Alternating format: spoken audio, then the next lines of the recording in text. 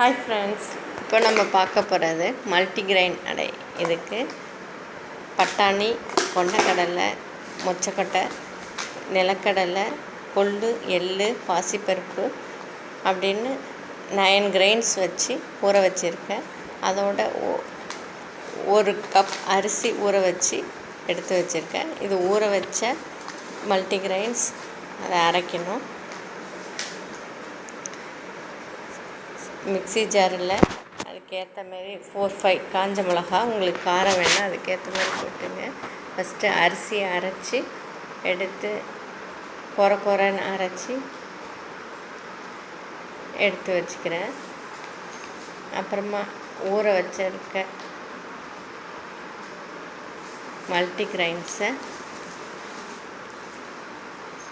போட்டு அதுவும் கொரன்னு அரைச்சி வச்சுக்கிறேன். ஒரு 7 to 8 hours ஊறணும். இந்த கிரைன்ஸ் எல்லாம் ஊற வச்சு வாஷ் பண்ணி இப்போ அரைக்கிறேன். எடுத்து இந்த மாவோடு கலந்துக்கிட்டு தேங்காய் பூ கலந்துக்கிறேன். துருவி வச்ச தேங்காய் பூ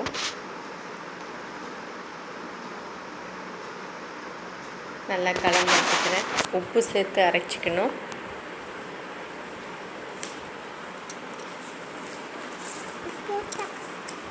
கடாயில் எண்ணெய் ஊற்றி எண்ணெய் காஞ்சதுக்கப்புறமா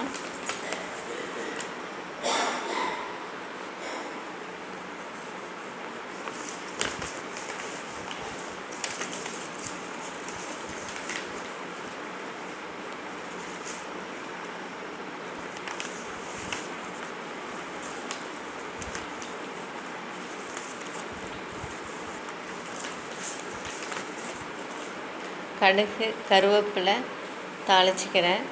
அப்புறம் பொடியாக நறுக்கி வச்ச வெங்காயத்தை போட்டு நல்லா வதக்கிக்கணும்.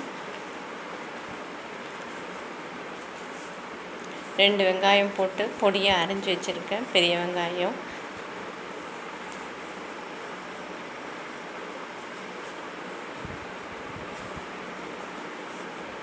அதை போட்டு நல்லா வதக்கிக்கிறேன்.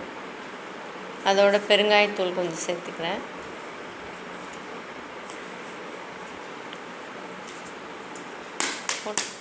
நல்லா கோல்டன் ப்ரௌன் கலருக்கு வதக்கிட்டு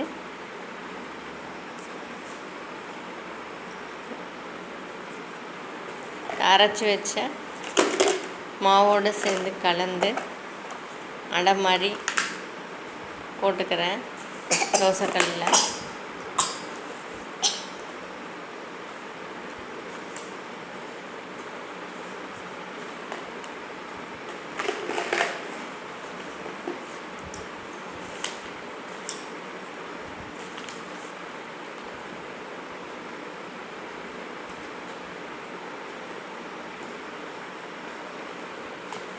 இப்போ ரொம்ப இதுக்கு சைட் டிஷ்ஷாக தக்காளி சட்னி யூஸ் பண்ணிக்கலாம். ரொம்பவும் டேஸ்டியாக இருக்கும்.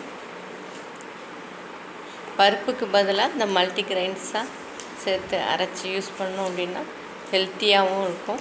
இப்போ நமக்கு தேவையான மல்டிகிரெயின் அடை ரெடியாக இருக்கும்.